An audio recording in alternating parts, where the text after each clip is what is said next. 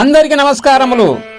తదాసు God is great part 1 నుంచి why CM resigned, CM ఎందుకు resign చేశాడు, కల్పిత నవల, ప్రతి సోమవారం ఎపిసోడ్ 6. నందీశ్వరి ఫ్రెండ్స్తో కాలేజీ గేటు దాటుతుంది. దీప్ తన తొట్టి గ్యాంగ్తో నందను చూస్తూ ఏమి నడక, ఓహో హంస నడక, నువ్వు కులుకుతూ గలగల నడుస్తూ ఉంటే గులగుల అవుతుంది నా మనసు, ఓ నలన ఓ నంద అని పాడుతుంటే నంద ఏమి వినపడనట్టు నడుస్తుంది. హే బాయ్స్, మీలో ఎవరికైనా నందను ముద్దు పెట్టుకోవాలనుందా అని దీప్ అంటుంటే, ముద్దంటే చేదా, మాకా ఉద్దేశం లేదన్నా, దానికి నీవే సరిజోడివని గ్యాంగ్లో ఎమ్మెల్సీ కొడుకు అంటున్నాడు. ఒప్పుకుంటుందా అని ప్రదీప్ అంటుంటే తప్పుకుంటుంది అన్నా అని గ్యాంగ్ అన్నారు. అయితే తప్పదంటావా అని దీప్ అంటుంటే తప్పదంటూ చెంప చెల్లుమనిపించింది నంద. దీప్ గుండె గొయ్యమంది. ఇంతలోనే వైస్ ఛాన్సలర్ రావడంతో అందరూ వెళ్ళిపోయారు. ప్రదీప్ కసిగా నంద వైపే చూస్తుండిపోయాడు. అన్నా, ఇంకా 2 రోజులే ఉంది, ఈసారి కూడా క్రికెట్లో ఓడిపోతాము, వాళ్ళు కసిగా ప్రాక్టీస్ చేస్తున్నారన్నా అని గ్యాంగ్ అంటుంటే, చేస్తా చేస్తా చేసి చూపిస్తా, ఒక్క దెబ్బకు 2 పిట్టలు, ముందు నందను నాక్యా కిడ్నాప్ చేయాలి, ఆ తర్వాత విక్కిగాని మక్కలు ఇరగొడతానని ప్రదీప్ అంటున్నాడు. ఏమే, నీకెంత ధైర్యం? వాడు రౌడీ షీటర్ అని తెలిసి కూడా చెంపదెబ్బ కొట్టావు. సమయానికి వైస్ ఛాన్సలర్ వచ్చాడు కాబట్టి కాముగా ఊరుకున్నాడు, లేకుంటే ఎంత రభస జరిగేదో తలుచుకుంటేనే భయమేస్తోంది. అప్పుడు తప్పించుకున్నావు, రేపు ఎలా తప్పించుకుంటావే అని నందతో నంద ఫ్రెండ్స్ వేదనతో అంటున్నారు. నేను ఇప్పుడే పోలీస్ స్టేషన్కి వెళ్ళి కంప్లైంట్ చేస్తా, నాతో రండి అని ఫ్రెండ్స్తో నంద అంది. వామ్మో, పోలీస్ స్టేషనా? ప్లీజ్, మా వల్ల కాదే, మా వల్ల కాదే, మా పేరెంట్స్ తిడతారే అని ఫ్రెండ్స్ అంటుంటే, ఎందుకే భయపడతారు, ఇదే ఇన్సిడెంట్ మీకు జరిగితే అని నంద అంటుంటే తలదించుకున్నారు మౌనంగా. ఎన్నాళ్ళని భయపడాలి, ఎదిరిస్తే ఏం జరుగుతుందో చూద్దాం, రండి నా వెంట అని అంది. అందరూ పోలీస్ స్టేషన్కి వెళ్ళి ఎస్ఐని కలుస్తారు. నమస్తే సార్ అంది నంద. హో, మీరందరు ఎందుకు వచ్చారో నాకు తెలుసు, ఒక్క ఫోన్ చేస్తే వచ్చి వాని భరతం పట్టేవాళ్ళం కదా. జాలిగా నటిస్తూ, ఇన్నాళ్లకు వాడు దొరికాడు, థ్యాంక్స్ అమ్మా, కంప్లైంట్ చేసినందుకు, రేపు వాడు దొరకడం ఖాయం, వాడి సంగతి చూస్తా, మీరు క్షేమంగా వెళ్ళండమ్మా అని ఎస్ఐ అన్నాడు. భయంతో మొదటిసారి పోలీస్ స్టేషన్కి వచ్చాము, సంతోషంతో వెళుతున్నాము, ఎస్ఐ గారు చాలా మంచివాడిలా ఉన్నాడే అని ఫ్రెండ్స్తో నంద అంటుంది. అవునే, అచ్చం కాజాశేఖర్లా ఉన్నాడే అని అందరూ నవ్వుకుంటూ వెళ్ళిపోయారు. హలో దీప్, నేను రాబర్ట్ ఎస్ఐని మాట్లాడుతున్నా. ఎస్ఐ అయితే నాకేంటి, సిఐ అయితే నాకేంటి, ఏంటో చెప్పు.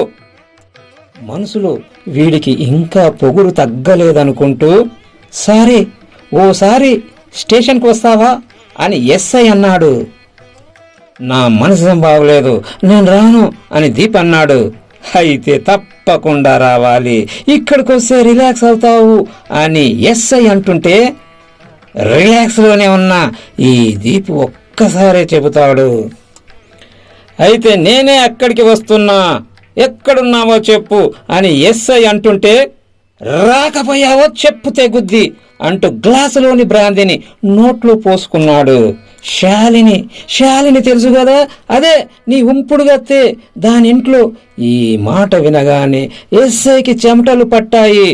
తుడుచుకుంటూ, సారీ ఫర్ డిస్టర్బెన్స్ దీప్, నీకు ముఖ్యమైన విషయం చెబుదామని ఫోన్ చేశా, నీ మీద నంద ర్యాగింగ్ కేసు బుక్ చేసింది అన్నాడు. స్టూపిడ్, ఇది నాకు ముఖ్యమైన విషయమా? ఎఫ్ఐఆర్ బుక్ చేయడానికి నీకెన్ని గుండెలు, చించిపడాయి అని చేతిలో ఉన్న గ్లాసును విసిరివేశాడు. శాలిని భయంతో లోనికి వెళ్ళింది. ఇప్పుడు అంతా ఆన్లైన్ కదా, డిలీట్ చేయడం కుదరదని ఎస్ఐ అన్నాడు. రాస్కెల్, చిన్న తప్పుకు పోలీస్ స్టేషన్ తగలబెట్టాలా? నీకసలు బుర్రుందా? ఎవడిని ఒకని పట్టుకుని వాడే ప్రతి పని వార్నింగ్ ఇచ్చి ఎఫ్ఐఆర్ క్లోజ్ చేయు, ఇది కూడా నేనే చెప్పాలా అని లుంగి సరి చేసుకుంటున్నాడు. దీప్, ఈ ఐడియా చాలా బాగుంది, కానీ నేను చెప్పకపోతే ఇది 5వ కేసు అని మీకెలా తెలుస్తుంది? నా పాకెట్ మనీ ఎలా వస్తుందని దీప్తో అంటుంటే, అదేదో సూటిగా అడగొచ్చుగా, లక్ష్మణ్ గారితో 1,00,000 పంపిస్తా అని ఫోన్లో వెతుకుతున్నాడు లక్ష్మణ్ గారిని. Okay sir, thank you sir. Phone cut చేస్తూ, బ్యాడ్ టైం, ఈసారి ఎక్కువ లాగుదామనుకున్నా అనుకుంటూ, కానిస్టేబుల్స్ కారులో ఎక్కండి, కాలేజీకి వెళదాం అంటూ బయలుదేరాడు ఎస్ఐ రాబర్ట్. దీప్ నంద మీద కోపంతో కాలేజీకి వచ్చాడు. నంద కనపడడం లేదు. క్యాంటీన్లో ఉందేమోనని క్యాంటీన్కు తొట్టి గ్యాంగ్తో వచ్చాడు. నంద ఫ్రెండ్స్తో క్యాంటీన్లో టీ తాగుతుంది. ఏ గర్ల్స్, మీరందరూ తప్పుకోండి అంటుంటే భయంతో అందరూ తప్పుకున్నారు. నంద దగ్గరికి వెళ్ళి, హే బాయ్స్, నంద ఎలా ఉందని అడిగాడు. అందంగా ఉందని అందరితో పాటు రమేష్ కూడా అన్నాడు. అయితే మీరందరూ వచ్చి ముద్దు పెట్టి వెళ్ళండి అని బాయ్స్కు బెదిరిస్తుంటే అందరూ పారిపోవాలని చూస్తున్నారు. కానీ దీప్ చేతిలోని పిస్తోల్ చూసి అలాగే నిల్చున్నారు. రమేష్ పిరికివానిలా చూస్తున్నాడు. స్వీట్ నందా, పోనీ ఓ పని చేయు, నీవే నాకు ముద్దు పెట్టుకో, వదిలేస్తా అని అన్నాడు. వద్దు ప్లీజ్, వద్దు అంటుంది. పోనీ నేనే నీకు ముద్దు పెడతా, అందరూ చూడండి అంటుంటే చూస్తున్నారే తప్ప ఏమి చేయలేని స్థితి. శివగాడికి ఒళ్ళు మండుతుంది. విక్కీకి ఫోన్ చేస్తున్నాడు. ఊరే విక్కీ, ఎక్కడ చచ్చావురా అని అంటుంటే, చచ్చినోడి శవాన్ని తగలబెడుతున్నా అన్నాడు. ఇక్కడ బతుకున్న ఓ రాక్షసుని బతుకుండగానే తగలబెట్టాలి రా. వాడు నందను ఏడిపిస్తున్నాడని చెప్పాడు. కాలుస్తున్న కట్టెను విసిరేసి బైక్ మీద స్పీడుగా వస్తున్నాడు. నంద మెడపట్టుకుని ముద్దు పెడుతుంటే ఒక్కసారిగా నందకు కోపం వచ్చి చెంప చెల్లు అనిపించి పరిగెత్తుతుంది. దీప్ వెంట పడుతున్నాడు. ఎవరూ రక్షిస్తలేరు. రమేష్ మౌనంగానే నిల్చున్నాడు.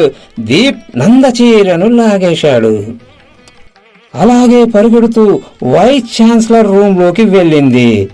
దీపును చూసి వైస్ ఛాన్సలర్ బయటకు వెళ్ళాడు, ఏమీ చేయలేని నిస్సహాయునిగా. ఇప్పుడు ఎక్కడికి వెళ్తావని డోర్ క్లోజ్ చేశాడు. ఒక్కసారిగా దీప్ నంద మీద పడి రేఖను చింపాడు. ఎదిరించడానికి బలం సరిపోవడం లేదు. కృష్ణుని తలుచుకొని కళ్ళు మూసుకుంది. ఇంతలో బైకును డోర్కు డాచ్ చేయడంతో డోర్స్ 2 ముక్కలయ్యాయి. బైక్ మీద నుంచి దీప్ మీదకు జంప్ చేశాడు వివేక్.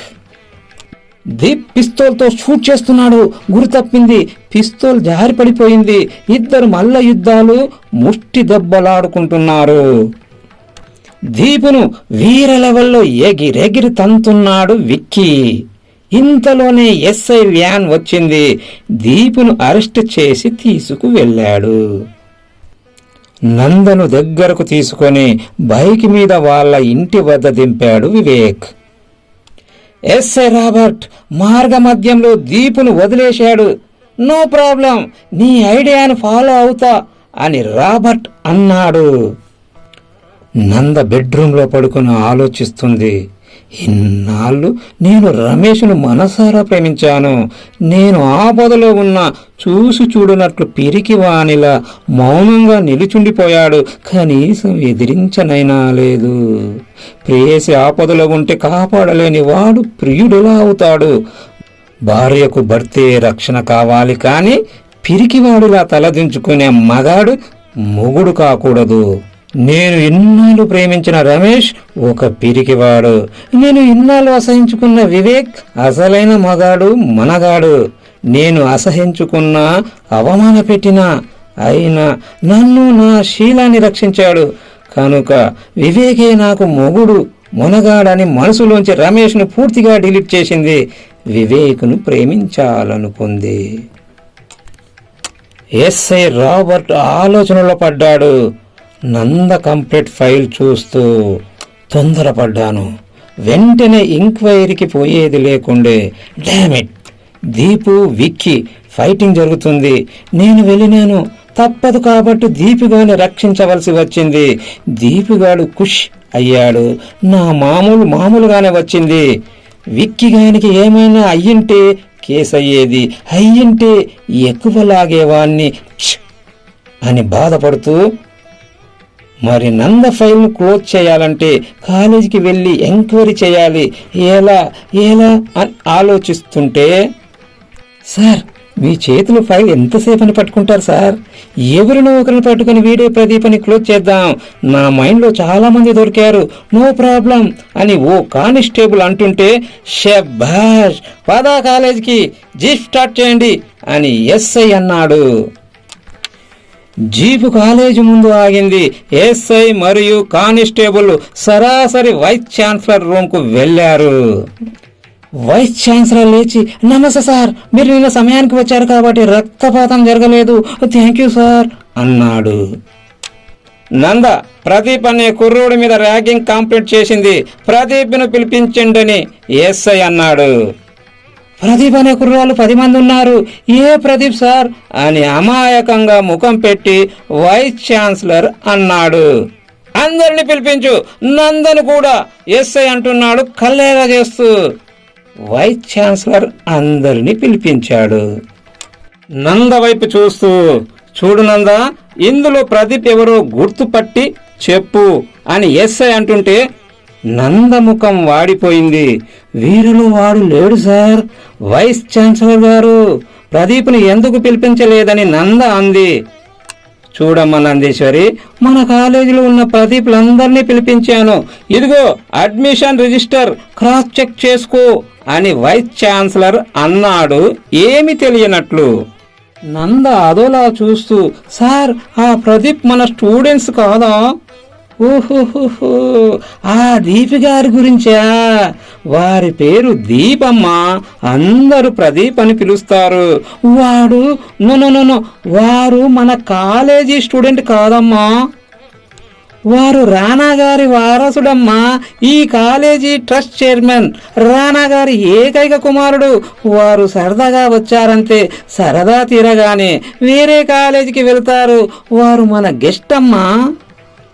నంద కోపంగా, వాడు మన గెస్టా? అమ్మాయిలను రోజు వేధిస్తున్నాడు, మీరు వాని తక్షణమే బయటికి పంపించండి, లేదా తక్షణమే నా మీద కేసు పెడతావు, అవునా అని వైస్ ఛాన్సలర్ అంటున్నాడు.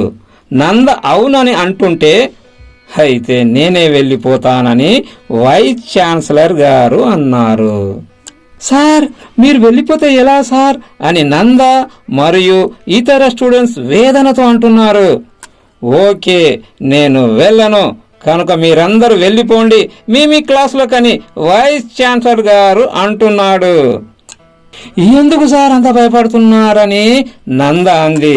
బతకాలంటే భయపడక తప్పదమ్మా, ఇలాంటి కాలేజీలు ఈ దేశంలో రానా గారికి 100 ఉన్నాయి, మీలాంటి వాళ్ళు ప్రభుత్వ యూనివర్సిటీలో సీటు సంపాదించుకోవాలి అని వైస్ ఛాన్సలర్ వేదనతో అంటున్నాడు. Sorry sir, I am extremely sorry sir అని కంట తడిని తుడుచుకుంటూ అంది నంద. వైస్ ఛాన్సలర్ గారు ఏ ప్రదీప్ను పంపిస్తారని ఎస్ఐ అడుగుతుంటే, ఎస్ఐ గారు నేను కేసును విత్డ్రా చేసుకుంటా అని ధైర్యంగా అంది. కుదరదమ్మా అని లాటిని తిప్పుతూ అన్నాడు. నంద కోపంగా, ఓ 1000 ఇస్తా అంది. అస్సలు కుదరదమ్మా అంటూ కళ్ళద్దాలు తీశాడు. 10,000 ఇస్తా అంది కోపంగా నంద. 25 చాలమ్మా అని వ్యంగ్యంగా అన్నాడు ఎస్ఐ.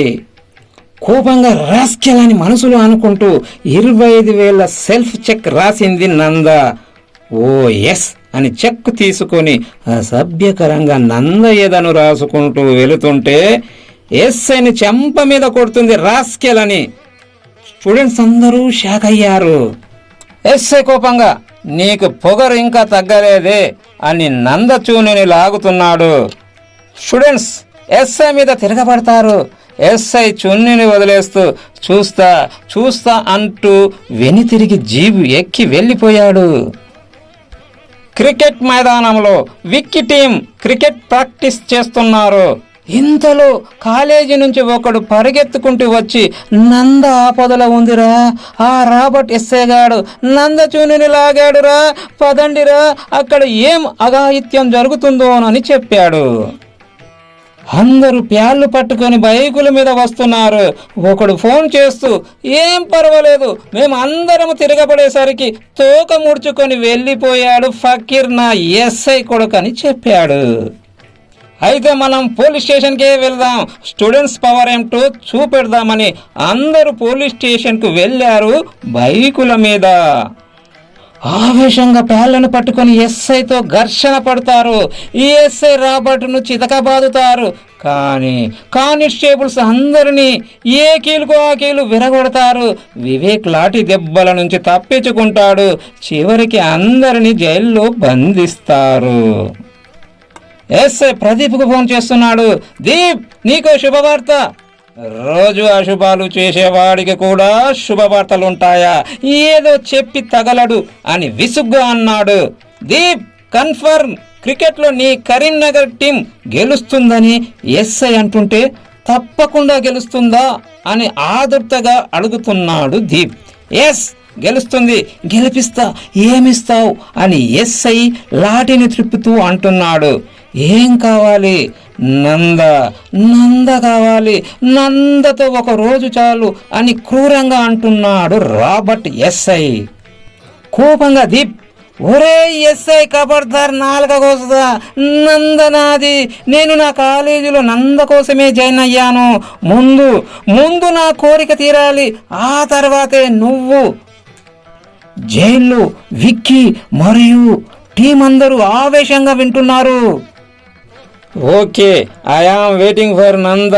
అలాగే, నేను రెడీ అని ఎస్ఐ ఫోన్ కట్ చేశాడు. ప్రదీప్ దొరికాడు. స్టేషన్కు రావాలని నందకు ఫోన్ చేస్తున్నాడు. నంద అలాగే, ఇప్పుడే డాడీతో వస్తున్నా అంది. నంద తండ్రితో వకీల్ను వెంట పెట్టుకొని స్టేషన్కు వచ్చింది. ఎస్ఐ టీ తాగుతున్నాడు. నందను చూసి, అదిగో దీప్, వాడు వన్ టీం జైల్లో ఊచలు లెక్కిస్తున్నారు చూడని అంటున్నాడు. నంద వాళ్ళను చూసి, వీళ్ళు మా కాలేజీ స్టూడెంట్స్, కావాలని ఇలా చేశావు, నేను కేసు విత్డ్రా చేసుకుంటానని చెప్పానుగా అని నంద అంటుంటే, నంద తండ్రి వకీల్ వైపు చూస్తున్నాడు. వకీల్ సాబ్ ఫైల్ ఓపెన్ చేసి పేపర్ బయటకు తీస్తున్నాడు. చెప్పావు గాని చేయలేదుగా, ఇప్పుడు చేసుకుంటే ఖర్చు అవుద్ది అని వకీల్ సాబ్ ఇస్తున్న పేపర్ను తీసుకోకుండా అంటున్నాడు. నీ వల్ల అంటావనే వకీల్ సాబ్తో వచ్చా అని నంద అంటుంటే, హచా, అరే కానిస్టేబుల్స్, ఈ వకీల్ గాని పని చూడండిరా, ఏదో ఇస్తున్నాడు అని ఎస్ఐ అన్నాడు. ఏ కీలుకు ఆ కీలు విరగొట్టాలనా ఈ వకీల్ సాబును సార్ అని కానిస్టేబుల్స్ అంటుంటే, అది కూడా నేనే చెప్పాలన్నారా, బుర్రలు కాదురా కర్రలు ఉపయోగించండిరా అని గదమాయించాడు. సారీ సార్, మీరు స్ట్రిక్ట్ ఆఫీసర్ అని తెలియక ఒప్పుకున్నానని వకీల్ భయపడుతూ అన్నాడు. ఎంత నొక్కావు అంతా ఇచ్చి వచ్చిన దారినే పో అని ఎస్ఐ ఘింకరించాడు. వీడితో గొడవ ఎందుకులే అనుకుంటూ 50% సెల్ఫ్ చెక్ రాసి ఇచ్చాడు వకీల్ సాబ్. చెక్ తీసుకుంటూ వచ్చిన దారిని వెళ్ళిపో అన్నాడు. పోలేను సార్ అని వకీల్ సాబ్ అంటుంటే, కానిస్టేబుల్స్ అని ఎస్ఐ అరిచే లోపలే, సార్ పిలవకండి, పోతాను, ఎలా వెళ్ళాలని వకీల్ అడుగుతుంటే, అది కూడా నేనే చెప్పాలా అని ఎస్ఐ అన్నాడు. వచ్చిన దారే వెళ్ళమన్నారు, ఎలా వెళ్ళగలను సార్, వచ్చింది నందకారులు అన్నాడు వకీలు. కామెడీ చేయకు, నడుచుకుంటూ పో అన్నాడు ఎస్ఐ. థ్యాంక్ యూ సార్ అనుకుంటూ వకీల్ వెళ్ళిపోతుంటే, ఏ వకీల్ ఆగు, ఫీజు వాపస్ ఇచ్చిపో అన్నాడు నంద తండ్రి. ఫీజా? ఆ ఎస్ఐ ఇస్తాడు, తీసుకో అని పారిపోయాడు వకీలు. మోసం, అందరూ మోసగాళ్లే అని నంద తండ్రి అంటుంటే, హేరా, నీవు మోసం చేయకుండానే కోట్లు సంపాదించావా అని ఎస్ఐ అంటున్నాడు. మర్యాద ఏరా అంటే ఒరే అనవలసి వస్తుంది. నాకు పవర్ ఉంది, పాలిటిక్స్ ఉపయోగిస్తే నీ ప్రొఫైల్ మారిపోతుంది, జాగ్రత్త. మర్యాదగా కేసు విత్డ్రా చేసుకొని వాళ్ళని వదిలిపెట్టు అని ధర్మారావు అన్నాడు. హే కానిస్టేబుల్, విత్డ్రా పేపర్ మీద నంద సంతకం తీసుకో అని ఎస్ఐ అంటున్నాడు. హెడ్ కానిస్టేబుల్ ఓకే సార్ అని సంతకం తీసుకున్నాడు. సంతకం చేశాను కదా, వాళ్ళను విడిచిపెట్టామని ఎస్ఐతో నంద అంటుంటే, ఓ విడిచిపెట్టాలా, ఈ చెంప మీద దెబ్బ కొట్టావు కదా, ఇదే చెంప మీద గట్టిగా ముద్దు పెట్టుకో, వదిలిపెడతా అని చెంపను చూపెడుతూ నంద మీదికి వస్తున్నాడు ఎస్ఐ రాబర్ట్. వివేక్ మరియు టీం కోపంగా చూస్తున్నారు, ఊచలు విరగొట్టాలని ప్రయత్నిస్తున్నారు. ఒరే ఎస్ఐ, ఏం మాట్లాడుతున్నావు? నువ్వు ఒక ఎస్ఐవా సాడిస్టువా? మర్యాదగా వాళ్ళను వదిలిపెట్టమని నంద తండ్రి ఆవేశంగా అంటున్నాడు. నీకు మర్యాద ఏమిటిరా అంటూ చొక్క పట్టుకొని ఈడ్చుకుంటూ సెల్లో వేశాడు. నంద తండ్రి ధర్మారావు ఫోన్ చేస్తున్నాడు. ఓ కానిస్టేబుల్ ఎస్ఐ వైపు చూస్తూ, సార్ సెల్లు లాక్కోమంటారా? నే చెప్పానా అని ఎస్ఐ అంటున్నాడు కానిస్టేబుల్ను చూస్తూ. ఎవరితో మాట్లాడతాడో మాట్లాడని చూద్దాం నంద వైపు చూస్తూ. నంద, నీవెంత త్వరగా ముద్దు పెట్టుకుంటే అంత త్వరగా వదిలిపెడతాను. రేపు క్రికెట్ ఆడుకుంటారు, నీవలా మొండి చేస్తే మా వాళ్ళు మళ్ళీ ఆడుకుంటారు క్రికెట్. ఏమంటావు? చాయిస్ ఈజ్ యువర్స్ అని ఎస్ఐ అన్నాడు. నంద భయంతో కళ్ళు మూసుకొని శ్రీకృష్ణుని స్మరించుకుంటుంది.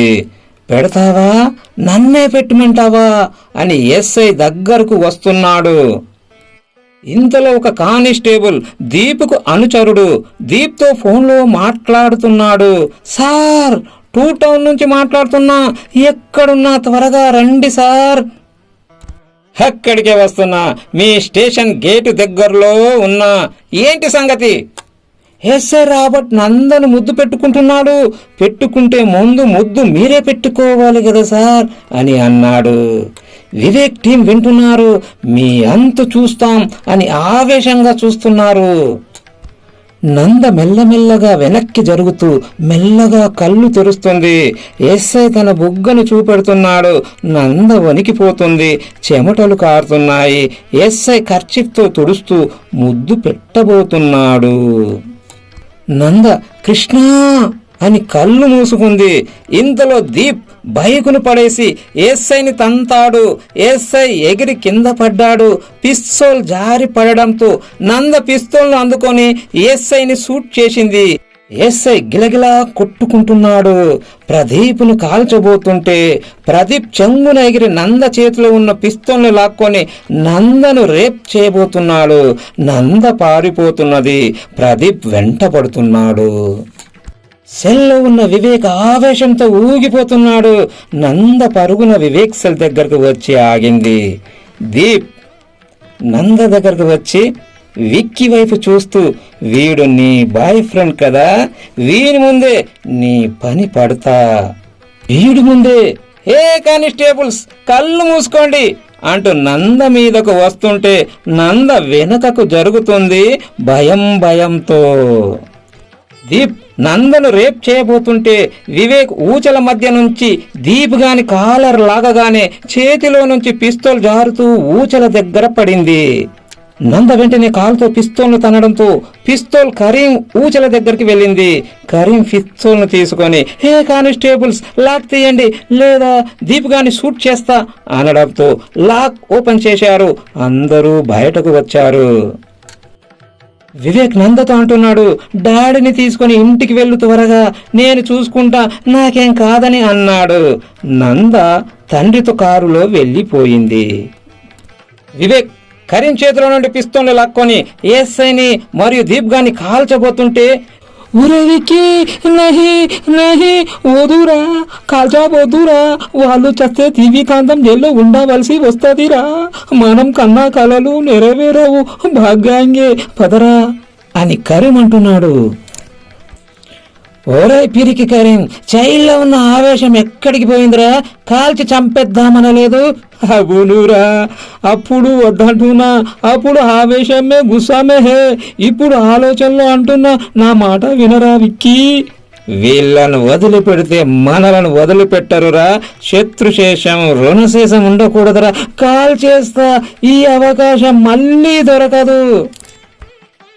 ఓ కానిస్టేబుల్ రహస్యంగా సిఐకి ఫోన్ చేస్తున్నాడు. మరో కానిస్టేబుల్ 108కి ఫోన్ చేశారు. విక్కీ, ఆవేశపడకురా, పారిపోదాం. ఎవరికీ దొరకకుండా జీవితాంతం జైల్లో ఉండే కంటే పారిపోయి సాధిద్దాం. ఏ కానిస్టేబుల్ జీప్ చావి ఇవ్వు అని అనగానే కానిస్టేబుల్ భయపడి ఇవ్వడంతో అందరూ జీపులో ఎక్కి కూర్చున్నారు. విక్కీ, త్వరగా వచ్చేయ్ అని ప్రకాష్ గాడన్నాడు. విక్కీ దీపును పిస్తోల్తో 2 కాళ్ళపైన కాల్పులు జరిపి జీప్ ఎక్కాడు. కానీ కరీం కనపడలేదు. కరీం కరీం అని గట్టిగా అరిచాడు. చూస్తుండగానే ఓ కానిస్టేబుల్ దీప్ చేతికి పిస్తోల్ ఇచ్చాడు. దీప్ పిస్తోల్తో కరీం గుండెలపై గోళీలను దించాడు. కరీం గిలగిలా కొట్టుకుంటూ, విక్కీ తుమ్ భాగ్ జా, వెళ్ళిపోండి, నాకేం కాదు, మెరే కుచ్ భీ నహీ హోతా, భాగ్ జా అని కన్ను మూశాడు. ఇంతలో సిఐ బెటాలియన్తో రావడంతో విక్కీ బృందం జీపులో వెళ్ళిపోయారు. ఈ నవల మీకు నచ్చితే సబ్స్క్రైబ్ చేయండి, కామెంట్ రాయండి, లైక్ చేయండి, షేర్ చేయండి. ధన్యవాదములు. మీ రాపల్ దత్తాత్రి, నాద క్రియేషన్స్.